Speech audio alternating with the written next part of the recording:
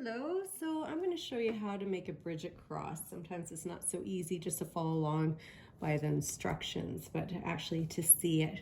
I've been making Brigid crosses for quite a few years. I learned this when I was in Ireland, again, many moons ago.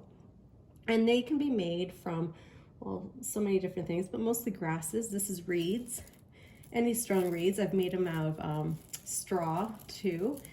This is like a basket weaving reed I ordered online, so you can get that. These you do have to soak, usually overnight, to make it pliable.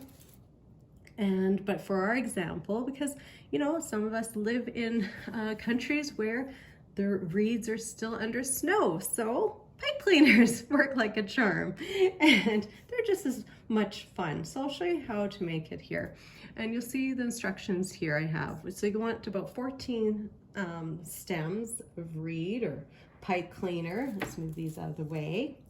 So here's the first one. You'll take your second one and you'll place it behind the first one, like a cross, a good old crossroads there.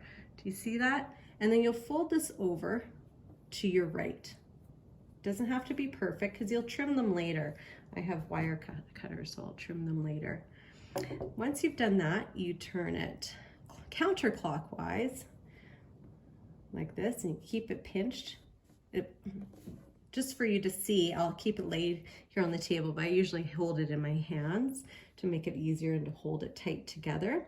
Then you'll take your third color and then you'll place it around your second straw. You place it behind like before, and you wrap it over to your right. And then you'll turn it counterclockwise just one time, and you grab your next stem and you place it behind, up top again, always above, and you fold it to your right. So you're always folding it to your right. You turn counterclockwise, left, and then you place your next stem underneath the above one, always above, and you fold it to the right. And so you're going to always be fixing and fiddling it and pinching the center, as you can see. And so I folded it to the right, and I'm going to turn counterclockwise just once. And I'm going to take my next stem, and I'm going to place it behind, up above, and fold it to the right.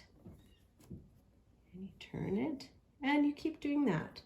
It's very repetitive, and this is where you can weave some prayers. This is where you can sing a song. I have a song out for you with the lyrics, with the soundtrack. I'll sing it to you with the tune, with not the same lyrics, but you can sing, Brigid, weave your circle bright, weave your web of glowing light, earth and air, fire and water, bind us to you.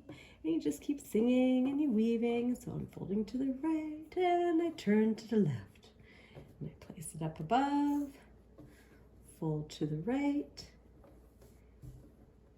and you fiddle it, fix it as you go, and turn to the left.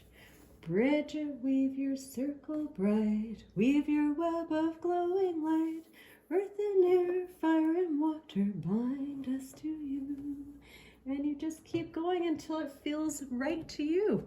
There's no right or wrong. I've made really large ones and little wee tiny ones. And so when you feel it's complete, we'll just say we're complete now. I wouldn't feel like I'm complete. I would tie it off either with a string or a clipping of your pipe cleaner if you're using pipe cleaner, and you would tie it off at the ends, and then you would trim it. So if you're using wires, you use a wire cutter. So you see that I have here.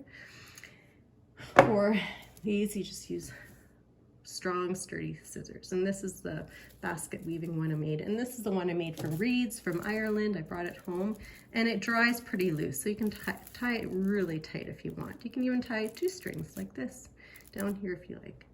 And that's basically it. Enjoy, and make sure you're weaving some powerful, strong intentions, because you're going to keep this up for the whole year. All right, blessed be.